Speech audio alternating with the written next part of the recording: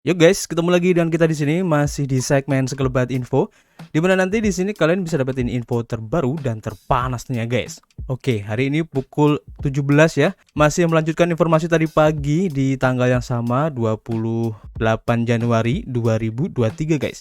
Oke, di sesi yang kedua ini untuk update global crypto market cap masih hijau meskipun tipis ya di 0,82%, ini bagus lah ya. Dan untuk Bitcoin hari ini merah ya, dalam waktu 24 jam ini di 0,58%. Untuk Ethereum masih hijau tapi tipis banget guys di 0,01% untuk perubahannya dalam waktu 24 jam. Begitu juga dengan BNB ya di 0,09%, tipis juga guys. XRP juga tipis banget meskipun merah ya di 0,33%. Dan kalau kita lihat di sini rata-rata pergerakannya ini tidak jauh berbeda dari Bitcoin guys untuk altcoinnya. Dimana perubahannya ada yang minus, ada yang plus, tapi kebanyakan minus ya. Dan kerennya di sini untuk Avalanche masih menunjukkan kenaikannya guys. Ini bagus banget di 12,2% untuk waktu 24 jam ini. Ini keren banget ya. Kemudian kalau kita lihat pergerakan grafik dari harga Bitcoin, kita bisa lihat di sini untuk chartnya ya. Tidak jauh berbeda dari tadi pagi guys, masih bertahan di area sini, belum ada pergerakan yang cukup signifikan. Jadi memang pergerakan untuk pasar dalam waktu beberapa hari ke depan ini kayaknya akan sideways guys, dan benar-benar akan diam di tempat ya, menunggu hasil dari pertemuan atau meeting dari FOMC nanti guys. Oke, kita nanti akan update lagi untuk pergerakan harga dari Bitcoin ini, dan kita langsung saja ya untuk menuju informasi ke yang pertama, di mana kita lansir dari Bitcoinis. Dan di sini diinformasikan guys bahwa surat tanda nomor kendaraan ini akan bersifat on-chain guys. Nah, ini menarik ya, atau akan diintegrasikan ke dalam blockchain. Nah, ini menarik ya. Jadi di California ini akan memanfaatkan blockchain Tezos untuk proyek percontohan baru ini. Ini menarik. Jadi divisi Departemen Kendaraan Bermotor negara bagian tidak terlalu dikenal ya dengan efisiensi. Namun proyek percontohan baru dari DMV negara bagian California ini dapat mengubahnya guys. Negara bagian ini sekarang memulai program percontohan yang akan beroperasi di blockchain Tezos untuk mengelola catatan negara bagian seputar kepemilikan otomotif, atau kalau di Indonesia mah namanya STNK ya. Mari kita selami apa arti dari program ini guys. Jadi tentang apa program ini dan mengapa program ini dapat menjadi titik utama adopsi kripto tingkat institusi di masa mendatang. Hak milik otomatis pada on-chain. Nah, pertanyaannya kenapa ini masuk akal guys? Jadi pencatatan yang diatur oleh negara seperti judul dan registrasi otomotif adalah bidang vertikal yang disebut-sebut oleh para pendukung NFT dan kripto sebagai salah satu bidang utama yang dapat ditambahkan nilai yang sangat besar oleh teknologi blockchain. Jika dilakukan dengan benar, maka pencatatan digital secara on-chain ini dengan data ini dapat memperkuat kekekalannya, kemudian mengurangi dan mengoptimalkan tenaga kerja yang diperlukan dalam mencatat perubahan dan pembaruan pada catatan, dan idealnya mengurangi potensi kesalahan di sekitar perubahan catatan. California bersedia mengambil risiko tampaknya dan bermitra dengan perusahaan perangkat lunak kripto Oxhead Alpha yang bertujuan untuk mencapai visi tersebut guys. Oxhead Alpha akan menggunakan serangkaian kontrak pintar khusus pada blockchain Tezos, tetapi tidak terlihat pada rantai Tezos yang tersedia untuk umum ya, yang tujuannya untuk membangun produk ini. Dalam sebuah pernyataan yang dikutip dalam siaran pers Oxhead Alpha, Kepala Pejabat Transformasi Digital Negara Bagian Ajay Gupta yang menyatakan bahwa solusi ini akan menghindari langkah-langkah verifikasi berulang untuk pelanggan dan entitas layanan publik yang mengakibatkan berkurangnya beban kerja, manfaat ekonomi, dan kemampuan audit. Peta jalan atau roadmap dari kripto di California ini guys.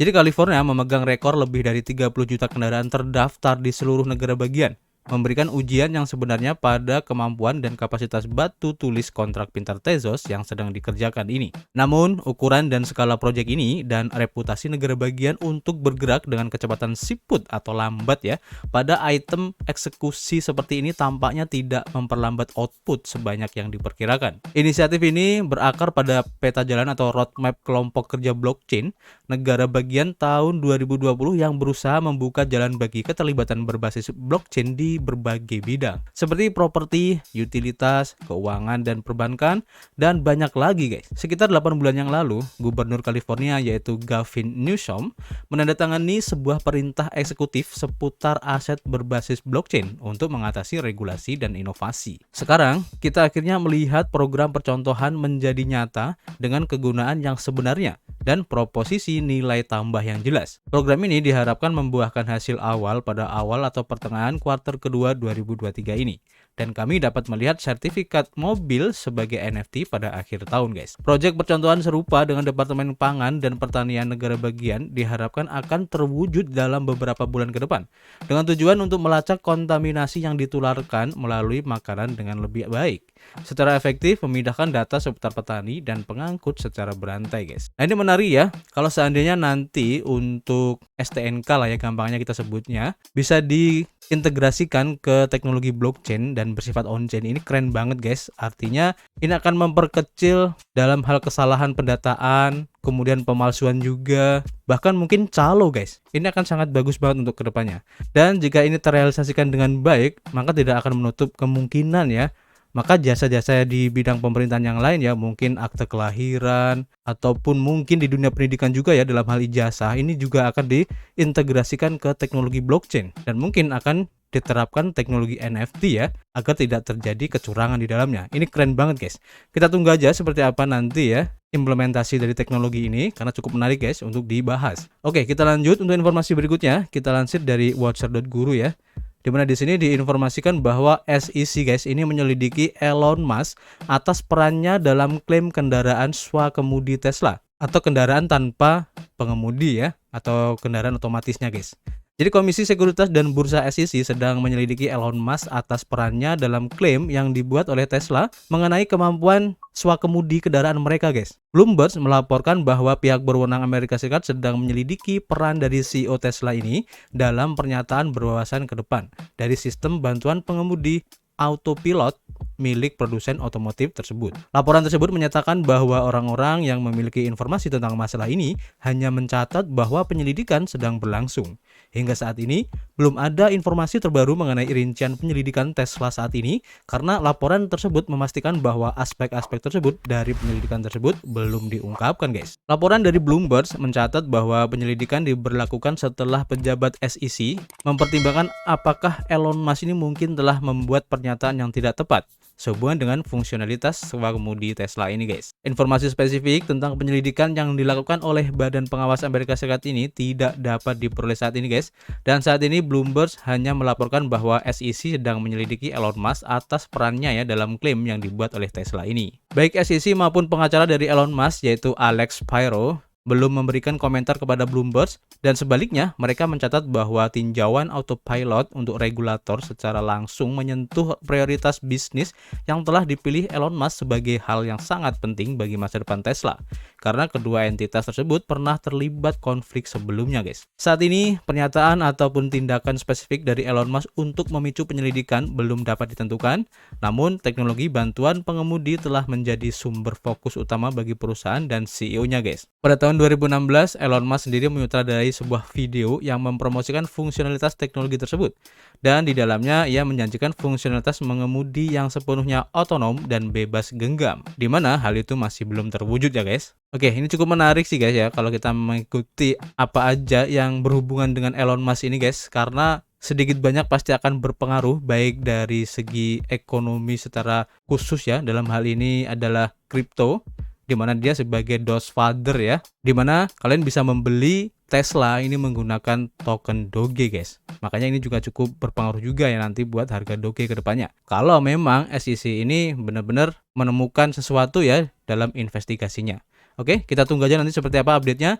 Dan kita langsung menuju ke informasi berikutnya. Kita lansir dari cointelegraph.com, dan di sini diinformasikan, guys, bahwa peta jalan ataupun roadmap untuk mata uang kripto di White House atau Gedung Putih ya, ini merekomendasikan untuk tidak menggunakan dana pensiun, guys. Jadi pemerintah Biden memuji kerangka kerja komprehensifnya dan mendorong regulator dan Kongres untuk memperketat pengawasan terhadap kripto dalam sebuah pernyataan terbarunya. Gedung Putih merilis sebuah pernyataan pada 27 Januari yang memberikan peta jalan kepada pemerintahan Presiden Amerika Serikat yaitu Joe Biden untuk memitigasi risiko yang terkait dengan mata uang kripto. Panduan legislatif pemerintahan tersebut membahas sebagian besar dokumen tersebut kepada Kongres Amerika Serikat. Para penulis pernyataan tersebut menguraikan dua jalur ke depan. Mereka menulis bahwa kami telah menghabiskan 1 tahun terakhir untuk mengidentifikasi risiko mata uang kripto dan bertindak untuk memitigasinya dengan menggunakan otoritas yang dimiliki oleh cabang eksekutif. Elemen pertama dalam peta jalan tersebut adalah kerangka kerja komprehensif pertama kalinya untuk pengembangan aset digital. yang dirilis pada September 2022 kemarin guys. Dokumen tersebut didasarkan pada laporan yang diamanatkan oleh Perintah Eksekutif Presiden tentang memastikan pengembangan aset digital yang bertanggung jawab yang dikeluarkan pada Maret 2022. Dan yang kedua, lembaga eksekutif meningkatkan penegakan hukum dan mengeluarkan panduan baru guys. Menurut pernyataan tersebut, badan-badan pemerintah sedang mengembangkan program kesadaran publik untuk membantu konsumen memahami risiko membeli mata uang kripto. Pernyataan itu menyebutkan regulator perbankan secara khusus dan mendorong mereka untuk melanjutkan upaya mereka guys. Pernyataan tersebut dikeluarkan pada hari yang sama ketika The Fed menolak keanggotaan bank kustodian aset digital dalam Federal Reserve System. Khususnya pernyataan tersebut melanjutkan dengan memberikan daftar tindakan yang ingin dilihat oleh pemerintah di Kongres dengan mengatakan Kongres juga perlu meningkatkan upayanya. Gedung Putih memiliki daftar tugas yang cukup banyak untuk para legislator. Rekomendasi-rekomendasinya termasuk memperluas kekuasaan regulator, memperkuat persyaratan pengungkapan, memperkuat hukuman untuk pelanggaran, meningkatkan pendanaan untuk penegakan hukum, dan mengikuti saran-saran yang ditemukan dalam laporan Dewan Pengawas Stabilitas Keuangan yang dimandatkan oleh pemerintah eksekutif. Para penulis juga mengambil kesempatan untuk mendesak Kongres agar tidak melakukan hal yang sama dan mengatakan bahwa legislasi tidak boleh memberi lampu hijau kepada lembaga-lembaga utama seperti dana pensiun untuk terjun langsung ke pasar mata uang kripto guys. Mereka mencatat bahwa membatasi tindakan semacam itu mencegah penyebaran gejolak dalam mata uang kripto ke sistem keuangan yang lebih luas. Nah, ini menarik juga ya guys, kalau memang nanti kripto ini akan disetujui untuk dijadikan sebagai dana pensiun, ini akan menarik banget guys, karena tentu saja ini akan membuat adopsi kripto semakin luas dan tentunya diakui sebagai salah satu alternatif untuk dana masa depan guys. Ini keren banget dan bisa saja ini akan diterapkan untuk kebijakan-kebijakan yang lain di mana kripto ini akan dijadikan sebagai salah satu alternatifnya guys. Ini keren banget. Kita tunggu aja nanti seperti apa update-nya ya. Dan kita langsung informasi yang terakhir masih dari Watcher.guru, dan di sini diinformasikan bahwa Biden guys, ini akan menetapkan kerangka hukum mata uang kripto dalam beberapa bulan mendatang. Nah, ini menarik ya. Jadi pemerintahan Biden merilis sebuah pernyataan ekstensif yang mengumumkan niat mereka untuk membuat rangka kerja hukum mata uang kripto dalam beberapa bulan mendatang. Postingan yang diterbitkan melalui Gedung Putih mencatat pengembangan administrasi kerangka kerja pertama untuk pengembangan aset digital sambil mengatasi resikonya guys. Pernyataan tersebut mencatat bahwa pemerintah menghabiskan 1 tahun terakhir untuk mengidentifikasi risiko mata uang kripto dan bertindak untuk memitigasinya dengan menggunakan otoritas yang dimiliki oleh cabang eksekutif. Gedung Putih akan menetapkan kerangka hukum kripto. Tahun 2022 adalah tahun yang sulit bagi sektor aset digital di mana anjloknya harga dan terungkapnya pelaku kejahatan menjadi bencana bagi banyak investor. Setelah itu, otoritas pengatur dan badan pemerintah mengalihkan perhatian mereka ke industri ini dan bagaimana cara terbaik untuk mendekati topik regulasi yang rumit. Sekarang, Gedung Putih telah menyatakan niatnya untuk mengatasi masalah yang sama dalam sebuah pernyataan yang dikeluarkan hari ini. Pemerintah Biden menyatakan bahwa mereka akan membuat kerangka hukum mata uang kripto dalam beberapa bulan mendatang guys. Selain itu, menyatakan proses mereka sebagai buah dari upaya selama setahun. Pernyataan tersebut mencatat bahwa kerangka kerja yang disebutkan di atas dalam hal mengidentifikasi risiko yang jelas, menangani perusahaan kripto yang tidak disebutkan namanya, yang mengabaikan peraturan keuangan yang berlaku dan kontrol risiko dasar. Menurut Gedung Putih. Selain itu, kerangka kerja ini akan menjawab pertanyaan keamanan cyber serta platform mata uang kripto yang menyesatkan konsumen, memiliki konflik kepentingan, gagal melakukan pengungkapan yang memadai atau melakukan penipuan langsung. Sebaliknya, pemerintah memperjelas keinginan untuk kolaborasi Kongres untuk menjaga pemisahan antara mata uang kripto dan sistem keuangan tradisional. Menyatakan, ini akan menjadi kesalahan besar untuk memperlakukan undang-undang yang membalikkan arah dan memperdalam hubungan antara mata uang kripto dan sistem keuangan yang lebih luas. Selain itu, pernyataan tersebut mengakui beberapa lembaga yang meningkatkan penegakan hukum jika diperlukan dan mengeluarkan panduan baru jika diperlukan guys. Namun, menyatakan bahwa peristiwa tahun lalu menggarisbawahi bahwa masih banyak yang diperlukan. Secara konklusif, pemerintah mencatat niatnya untuk terus mendorong kerangka kerja aset digital yang telah kami kembangkan bersama dengan Kongres guys. Nah, ini menarik ya, dan kita doakan aja semoga aturan apapun yang akan diterapkan ini bisa mewakili dari kedua belah pihak, baik dari pemerintah maupun para pencinta kripto atau mata uang kripto dan sistem keuangan tradisional secara khususnya. Dan kita juga sama-sama ingin melihat perkembangan dari kedua hal ini agar sejalan ya, harmonis dan terbaik buat masing-masing guys. Nah, menurut kalian bagaimana? Kalian bisa tulis ya di kolom komentar, nanti kita bisa ngobrol banyak di dalamnya. Dan tentu saja kita akan ketemu lagi di informasi berikutnya. Peace.